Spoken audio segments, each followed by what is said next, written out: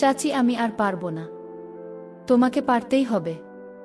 চাচিকে বাড়িতে একা পেয়ে চাচির সাথে যেভাবে কাজ করলো গল্পটি সম্পূর্ণ শুনলে আপনাদের মেশিন দিয়ে পানি চলে আসবে। আপনারা হাতের কাজ করতে বাধ্য হবেন, তাই হাতের কাজ করার আগে হাতের কাছে অবশ্যই টিস্যু রাখবেন। আমার নাম অরুণ। আমি রাজস্থানের বাসিন্দা। এই ঘটনাটা কয়েক সপ্তাহ আগের। এটা আমার বন্ধুর জন্মদিনের দিন ঘটেছিল। আমার বন্ধুর নাম রবীন্দ্র। সে আমার সাথে বিশ্ববিদ্যালয় পড়ে কিছুদিন আগেই আমাদের পরীক্ষা শেষ হয়েছিল, তাই আমার নিজের গ্রাম ফিরে যাওয়ার কথা ছিল, কিন্তু রবীন্দ্র আমাকে জানাল যে পরের দিন ওর জন্মদিন, তাই আমাকে রবীন্দ্রের জন্মদিনে থাকতে হল। রবীন্দ্র বলল, আজ তুই কলেজ থেকে সোজা আমার বাড়ি চলে আয়, কাল আমার জন্মদিনে আমার পরিবারের সাথে দেখা করে তারপর চলে যাস। আমি আমার বন্ধু রবীন্দ্রকে না করতে পারলাম না। আমি একটু নরম মনের মানুষ, ওকে নিরাশ করতে পারলাম না। সন্ধ্যা ৬ আমি আমার হোস্টেল থেকে জিনিসপত্র গুছিয়ে নিলাম। তারপর রবীন্দ্রের বাইকে চেপে ওর বাড়ি পৌঁছে গেলাম। রবীন্দ্র ওর বাড়ির বেল বাজাল। তখন একজন সুন্দরী মহিলা দরজা খুললেন। ওনার বয়স সম্ভবত ৩-৮ বছর হবে। রবীন্দ্র সঙ্গে সঙ্গে বলল, অরুণ, ইনি আমার চাচি। তারপর ওর চাচিকে বলল, মা, এ হল অরুণ, আমার খুব কাছের বন্ধু। রবীন্দ্রের চাচি বললেন, হ্যাঁ, রবীন্দ্র বলেছিল এসো অরুণ, ভেতরে এসো, আমি তোমাদের দুজনের জন্য জুস আনছি। বন্ধুরা, রবীন্দ্রের চাচির নাম রিনা। আমি পরে জানতে পারলাম যে রবীন্দ্রের বাবা মারা গেছেন। তিনি অনেক বছর আগেই গত হয়েছেন। রিনা চাচির বয়স ছিল ৩-৮ বছর, কিন্তু ওনাকে কোনোভাবেই ৩-৮ বছরের মনে হচ্ছিল না। রিনা চাচি খুব সুন্দরী আর তরুণী দেখতে ছিলেন। ওনার আকর্ষণ দেখার মতো ছিল। কিছুক্ষণ পর রিনা চাচি জুস নিয়ে এলেন। উনি আমার পাশে বসলেন আর আমার সম্পর্কে প্রশ্ন করতে লাগলেন। যখন রিনা চাচি আমার সাথে কথা বলছিলেন আমার একটু লজ্জা লাগছিল, কারণ আমি স্বভাবগতভাবে একটু লাজুক। রিনা চাচি কথা বলছিলেন, এমন সময় রবীন্দ্র বলে উঠল, মা, আমি বাজার থেকে জিনিস আনতে যাচ্ছি, দোকানদারের ফোন এসেছিল, বাকি জিনিসগুলো নিয়ে আসব, ততক্ষণে আপনি অরুণকে আমার ঘরটা দেখিয়ে দিন আর অরুণের জিনিসপত্রগুলো রেখে দিন। রিনা চাচি সম্মতিসূচক মাথা নাড়লেন। তারপর রবীন্দ্র জিনিস আনতে চলে গেল। রবীন্দ্রের বাড়িতে রবীন্দ্র, ওর চাচি আর ওর বোন থাকে। রিনা চাচি জানালেন যে রবীন্দ্রের বোনের নাম প্রিয়া। প্রিয়া চণ্ডীগড়ে সরকারি চাকরি করে ওখানেই থাকে আর শনিবার করে বাড়ি আসে। এই কথাগুলো বলতে বলতে রিনা চাচি বললেন, অরুণ, তোমার আঙ্কেল চলে যাওয়ার পর আমরা খুব একা হয়ে গেছি। ওরা দুজন বাইরে থাকায় আমার মন টেকে না, বাড়িটা ফাঁকা ফাঁকা লাগে। তখন আমি বললাম, কোনো ব্যাপার না রিনা চাচি, কিছুদিন পর রবীন্দ্রের বিয়ে দিয়ে দিন, যখন বোমা আসবে তখন আপনার মনও বসবে আর পরিবারও পূর্ণ হবে। এটা শুনে না চাচি বললেন, অরুণ, তোমার আঙ্কেলের অভাবটা সবসময় অনুভব করি। এখন আমার বয়স ৩-৮ বছর, বাকি জীবনটা কিভাবে কাটবে? আমি রিনা চাচির চোখের দিকে তাকালাম। ওনার চোখে গভীর বিষণ্ণতা ছিল, একজন জীবনসঙ্গীকে হারানোর কষ্ট স্পষ্ট দেখা যাচ্ছিল। আমি কথাটা হালকা করার জন্য বললাম, কোনো ব্যাপার না রিনা চাচি, যেমন ৩-৮ বছর কেটে গেছে তেমনি বাকিটাও কেটে যাবে। আচ্ছা চাচি, আপনি আমাকে রবীন্দ্রের এর ঘরটা দেখিয়ে দিন, যাতে আমি আমার জিনিস রাখতে পারি, আর আমাকে ফ্রেশও হতে হবে। বাথরুমটাও বলে দিন কোথায় গো। রিনা চাচি আমাকে রবীন্দ্রের ঘরে নিয়ে গেলেন। আমি আমার ব্যাগটা সেখানে রাখলাম। এরপর রিনা চাচি বললেন, অরুণ, আমার ঘরের বাথরুমটা ব্যবহার করে নাও। রবির বাথরুমে এখন জল আসছে না আগে। রিনা চাচি আমার জন্য টবে জল ভরে দিলেন। আমি আমার জামাকাপড় নিয়ে বাথরুমে চলে গেলাম।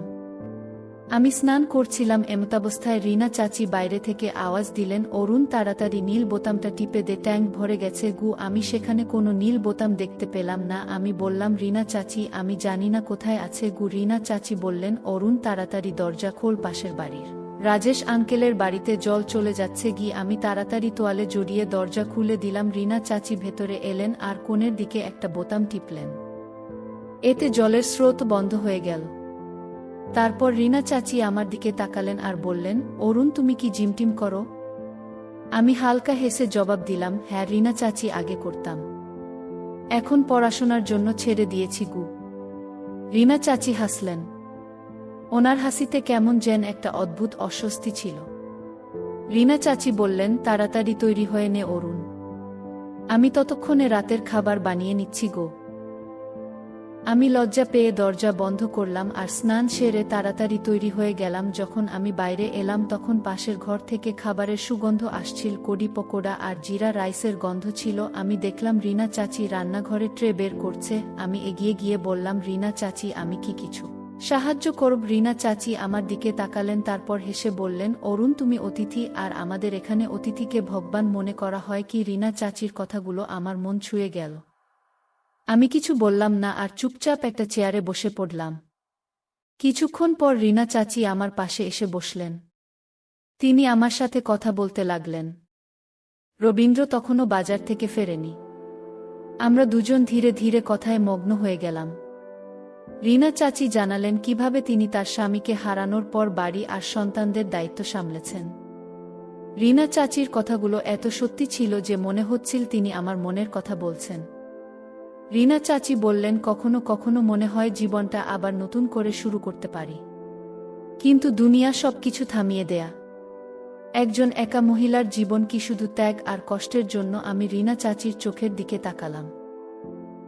তিনি আমার চোখে কিছু খুঁজছিলেন, হয়তো সহানুভূতি বা একাকিত্বের আশ্রয়। আমি ধীরে ধীরে বললাম, রিনা চাচি, আপনার কথা একদম ঠিক, কিন্তু একজন মানুষের আনন্দ, তার একাকিত্ব আর জীবনের প্রয়োজন, এইসব কিছু খুব জরুরি। রিনা চাচি, আপনি চাইলে আপনার জীবন আবার শুরু করতে পারেন, কেউ আপনাকে আটকাতে পারবে না, শুধু আপনি নিজে এই সিদ্ধান্তটা নিয়েন। খুব। রিনা চাচি কিছুক্ষণ চুপ রইলেন, তারপর আমার দিকে তাকিয়ে বললেন, যদি অরুণ সবাই তোমার মতো ভাবত। ও রিনা চাচির গলাটা দুঃখে ভরে গিয়েছিল। আমি অনুভব করলাম যে এটা একজন মহিলার ডাক, যা শোনার মতো আর কেউ ছিল না। তারপর রিনা চাচি রান্নাঘরে চলে গেলেন আর আমি সেখানেই বিছানায় বসে ফোন ঘাঁটতে লাগলাম। তারপর প্রায় রাত 7টার দিকে গেটের বেল বাজেল। আমি দরজা খুললাম তো রবীন্দ্র ছিল, তার হাতে একটা বড় বাক্স ছিল আর অন্য হাতে কিছু জিনিসপত্র ছিল। দরজা খুলতে রবীন্দ্র হেসে বলল, অরুণ, দেখ, তোর ভাই কিছু বলেনি, সব জিনিস তোর পছন্দের আর তোর প্রিয় রসগোল্লাও এনেছি। আমি জোরে হেসে ফেললাম আর বললাম, সাবাস, পুরো বাজার নিয়ে এসেছিস। রিনা চাচি রান্নাঘর থেকে বেরিয়ে এলেন আর বললেন, আরও এসে গেছে আমার ছেলে। খুব হেসে বলল, মা, আজ তোমার ছেলের বিশেষ দিন আর তুমি আমার সবচেয়ে বিশেষ অতিথি। রিনা চাচি ভালোবেসে রবীন্দ্রের চুলগুলো এলোমেলো করে দিলেন। তারপর আমরা সবাই সাজানোর কাজে লেগে পড়লাম। আমরা ডাইনিং টেবিলটা একটু সরালাম, লবির মাঝখানে জায়গা করলাম, তার উপর লাল রঙের কাপড় পাতলাম, মোমবাতি জ্বালানো হলো, সেখানে একটা বড় কেক রাখা হলো। আমি ফোনে গান চালিয়ে দিলাম। এমন একটা পরিবেশ তৈরি হয়ে গিয়েছিল যা ছোট কিন্তু আন্তরিকতায় ভরা ছিল। কিছুক্ষণ পর রিনা চাচি একটা থানা প্রদীপ আর মিষ্টি নিয়ে এলেন। তার চোখে এক অদ্ভুত আনন্দ ছিল, আনন্দ আর আবেগের মিশ্রণ ছিল। এরপর রবীন্দ্র মোমবাতি নেভালো। আমরা দুজনে মিলে জোর গলায় গান গাইলাম। রবীন্দ্র হাত জোট করে আমাদের ধন্যবাদ জানাল। তারপর সে কেক কাটল। কেকের প্রথম টুকরোটা রবীন্দ্র তার চাচির দিকে এগিয়ে দিল। চাচি, এটি আপনার জন্য। ও রিনা চাচি ভালোবেসে কেক খেলেন। তারপর রবিকেও কেক খাইয়ে দিলেন আর ভালোবেসে রবির গালে একটু কেক মাখিয়ে দিলেন। রবীন্দ্র জোরে হেসে বলল, মা, এটা কি করছো? বাচ্চাদের মতো করো না। রিনা চাচি হাসলেন। কি হয়েছে? তুই তো আমার ছোট বাচ্চাই আছিস গু। তারপর রবীন্দ্র দ্বিতীয় কেকের টুকরোটা আমার দিকে এগিয়ে দিল। বলল, এবার তোর পালা। অরুণ, তুই আমার ভাই গো। আমি হাসতে হাসতে কেক খেলাম। তখনই রিনা চাচি আমাকেও ছাড়লেন না। তিনি আস্তে করে আমার গালে কেক মাখিয়ে দিলেন আর বললেন, অরুণ, এবার তুইও আমাদের পরিবারের অংশ। সেই সময় আমার মনে হলো যেন আমার ভেতরটা কিছুতে ভরে উঠল। শুধু আনন্দ নয়, বরং একটা আপনের অনুভূতি আমার গভীরে নেমে যাচ্ছিল। কিছুক্ষণ পর আমরা সবাই বসে খাবার খেলাম। রিনা চাচি কড়ি আর জিরা রাইস বানিয়েছিলেন। খাবারটা এত সুস্বাদু ছিল যে আমার মায়ের কথা মনে পড়ে গেল। আমি খেতে খেতে বললাম, রিনা চাচি, আপনার রান্না আমার মায়ের কথা মনে করিয়ে দিল গো। রিনা চাচি হালকা হেসে বললেন, অরুণ, এখন এটাও তোর বাড়ি, যখন ইচ্ছে হবে চলে আসবি গুল। খাবার পর রবীন্দ্র আর আমি নিজেদের থালাগুলো তুলে রান্নাঘরে রেখে দিলাম। তারপর রবীন্দ্র বলল, অরুণ, চল এবার গেম খেলি। রিনা চাচি হাসলেন আর বললেন, গেম খেলো কিন্তু বেশি রাত পর্যন্ত জেগে থেকো না, কাল সকালে অরুণকে নিজের বাড়িতেও যেতে হবে। আমি বললাম, এখন তো মনে হচ্ছে যেন কোথাও যাওয়ার ইচ্ছে নেই। রিনা চাচি কিছু বললেন না, শুধু আমার দিকে তাকালেন। তার চোখে এক অদ্ভুত একাকিত্ব ছিল, যেন তিনি কিছু বলতে চান কিন্তু বলতে পারছেন না। সেই রাতে যখন সবাই শুতে চলে গেল, আমি বিছানায় শুয়েছিলাম। রবীন্দ্র গভীর ঘুমে, তার নাক ডাকার হালকা আওয়াজ ঘরে প্রতিধ্বনিত হচ্ছিল, কিন্তু আমার ঘুম আসছিল না। হয়তো ঘরের পরিবেশ শান্ত ছিল বা কিছু যেন বদলে গিয়েছিল। আমি বারবার পাশ ফিরছিলাম। তারপর বালিশটা ঠিক করলাম, কম্বলটা টানলাম, একবার চোখ বন্ধ করে গভীর শ্বাসও নিলাম, কিন্তু ঘুম অনেক দূরে ছিল। কিছুক্ষণ পর যখন অস্বস্তি বাড়ল, আমি ফোনটা তুলে রিলস দেখতে লাগলাম। ঘরে হালকা অন্ধকার ছিল। আমি রবিকে না জাগিয়ে আস্তে করে বিছানা থেকে নামলাম, ফোনের লাইট অন করলাম আর ধীর পায়ে রান্নাঘরের দিকে এগোলাম। বাড়িটা একদম শান্ত ছিল, জেন দেওয়ালগুলো গভীর ঘুমে আচ্ছন্ন। রান্নাঘরে পৌঁছে আমি একটা জগ তুললাম আর ধীরে ধীরে জল খেলাম। জল খেয়ে শরীরে একটা সতেজ ভাবেল, তেজটা মেটায় একটু ভালো লাগল। আমি গ্লাসটা রেখে যেই পিছনে ঘুরেছি, রান্নাঘরের আলোটা হঠাৎ জ্বলে উঠল। আমি একদম ভয় পেয়ে গেলাম। জেন ঘুমের মধ্যে কোনো ভয়ানক স্বপ্ন দেখে ফেলেছি। সামনে রিনা চাচি দাঁড়িয়েছিলেন। উনি নীল শাড়ি পরেছিলেন, চুল খোলা ছিল, উনার চোখে ঘুম জড়ানো ছিল, কিন্তু ওনার দৃষ্টিতে অন্য কিছু ছিল। রিনা চাচি হালকা হাসলেন আর মিষ্টি গলায় বললেন, অরুণ, জল খেতে এসেছ? আমি একটু ঘাবড়ে গিয়ে হেসে উত্তর দিলাম, হ্যাঁ। রিনা চাচি ঘুম আসছিল না, ফোন ঘাটছিলাম। তারপর তেষ্টা পেল গো। রিনা চাচি কিছু বলতে গিয়ে থামলেন। আমি জিজ্ঞাসা করলাম, চাচি, আপনারও জল লাগবে? উনি শুধু মাথা নেড়ে হ্যাঁ বললেন। আমি সেই যোগেই আবার জল ভরলাম আর রিনা চাচির দিকে এগিয়ে দিলাম। যখন উনার হাত আমার হাতে স্পর্শ করল, আমার শরীরে যেন বিদ্যুৎ খেলে গেল। আমার শরীরটা হালকা কেঁপে উঠল। রিনা চাচি জগটা নিলেন আর আমার চোখের দিকে তৃষ্ণার্ত দৃষ্টিতে তাকিয়ে রইলেন। তারপর হালকা হেসে বললেন, ধন্যবাদ অরুণ। আমি চোখ নামিয়ে নিলাম। কোনো ব্যাপার না চাচি, আমি আস্তে করে বললাম। দুধ হোক। জল খেলেন। তারপর রান্নাঘরের দেওয়ালে হেলান দিয়ে দাঁড়িয়ে পড়লেন। শান্ত ঠান্ডা পরিবেশে এখন হালকা উষ্ণতা ছিল। রিনা চাচি ধীরে গলায় বললেন, অরুণ, কখনো কখনো এই একলা রাতগুলো খুব লম্বা মনে হয়, তাই না? আমি উনার চোখের দিকে তাকালাম। ওনার চোখে একাকিত্ব স্পষ্ট দেখা যাচ্ছিল, যেন উনি কিছু বলছেন আবার কিছু লুকাচ্ছেন।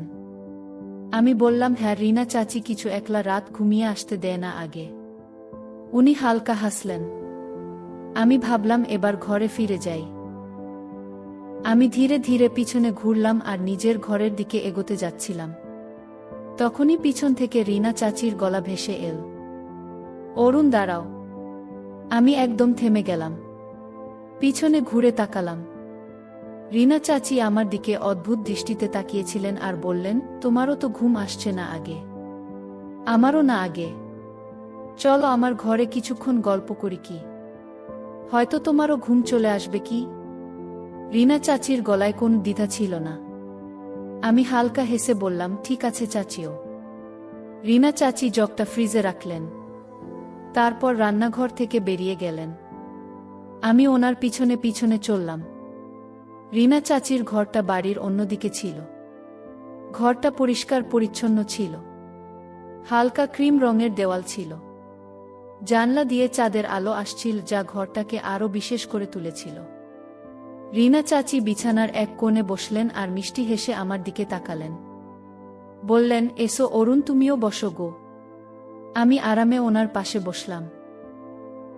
ঘরে একটা শান্তিদায়ক অনুভূতি ছিল, যা হয়তো আমার নিজের বাড়িতেও পাওয়া যায় না। রিনা চাচি আমার দিকে তাকিয়ে বললেন, অরুণ, কোনো ভালো মুভি থাকলে চালাও তো গো, যতক্ষণ ঘুম না আসে আমার মনটা লেগে থাকবে গো। আমি ফোন বের করে বললাম, রিনা চাচি, একটা খুব ভালো মুভি আছে গিয়ে, একটু রোমান্টিক, একটু ড্রামা, কিন্তু গল্পটা দারুণ গো, দেখবেন। রিনা চাচি হাসলেন, তোমার পছন্দ যখন, ভালোই হবে, চালাও। আমি ফোনটা ঘোরালাম।